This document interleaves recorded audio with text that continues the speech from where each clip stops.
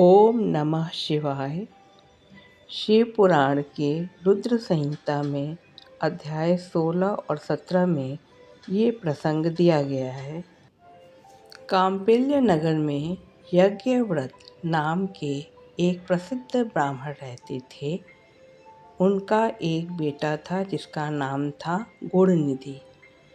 वो बहुत ही दुराचारी जुआरी था। चोरी करना ये सब वो करता था, जिसके कारण पिता यज्ञव्रत ने उसको त्याग दिया था।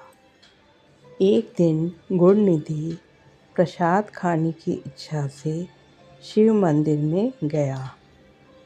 वहाँ चारों तरफ अंधेरा था, उसको कुछ नहीं दिखाई दे रहा था।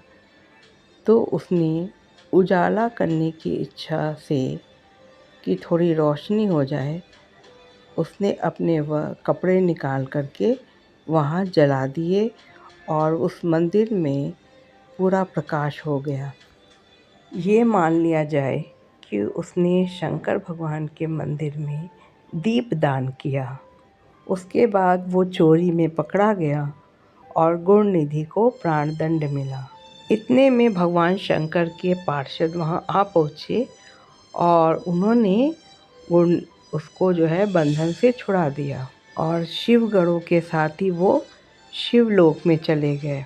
वहाँ वो शिव और माँ पार्वती की पूजा करके कुछ समय बाद वो कालिंग राज अरिंदम का पुत्र हुआ। वहाँ उनका नाम दम था। राजा दम बड़ी प्रसन्नता के साथ शिव धर्मों का प्रचार करने लगे। अंत में प्राण त्यागने के बाद वो अलकापुरी राज्य के राजा हुए। इस प्रकार भगवान शिव के लिए थोड़ा सा भी पूजन और आराधना समय अनुसार महान फल देता है। वो दीक्षित का पुत्र जो सदा अधर्मी था, उसने शिव मंदिर में दीपदान किया, उजाला किया, तो भगवान उस पर प्रसन्न हुए और वो कालिंग राज का राजा हुआ। आगे ब्रह्मा जी नारद जी से कहते हैं, नारद, मुझ ब्रह्मा के मानस पुत्र पुलस्त से विश्रवा का जन्म हुआ और विश्रवा के पुत्र वैश्रव कुबेर हुए। उन्होंने घोर तपस्या करके अलकापुरी राज्य जो विश्वकर्मा जी द्वारा बनाई हुई थी उसके राजा हुए।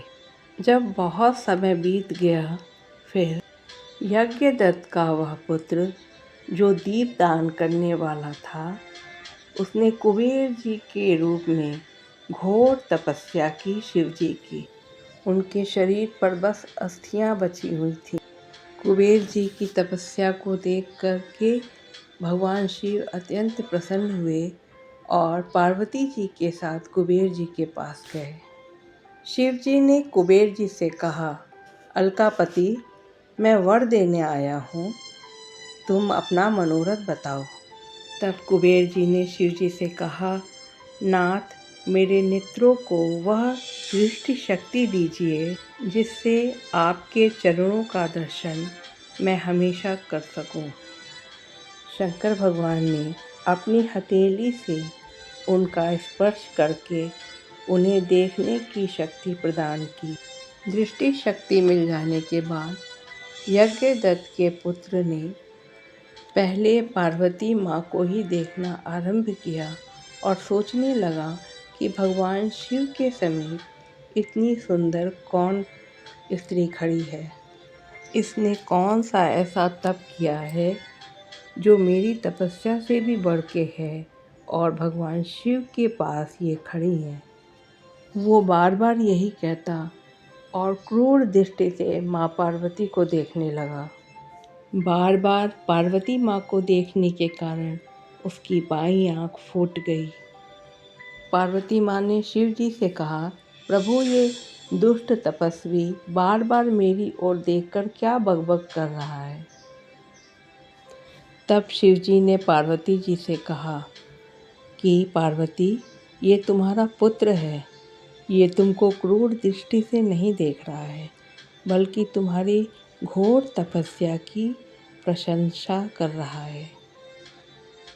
उसके बाद भगवान शंकर ने कुबेर जी को आशीर्वाद दिया कि तुम निधियों के स्वामी और राजाओं के भी राजा हो जाओ, और तुम सुव्रत, यक्ष, किन्नरों और राजाओं के भी राजा हो करके पुण्य जनों के पालक और सबके लिए धन के दाता बनो। शिव जी ने कहा, और मैं भी तुम्हारे निकट अलकापुरी के पास ही रहूँगा। शिव जी ने पार्वती जी से कहा, देवी इस पे कृपा करो, ये तुम्हारा पुत्र है।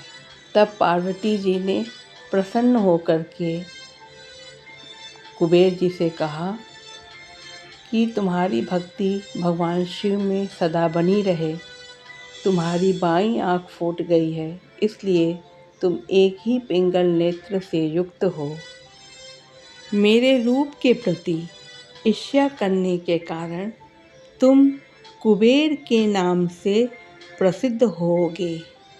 इस प्रकार कुबेर जी को आशीर्वाद दे करके भगवान शिव और पार्वती अपने धाम चले गए।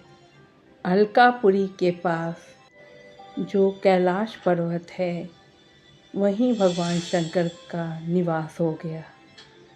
हर हर महादेव।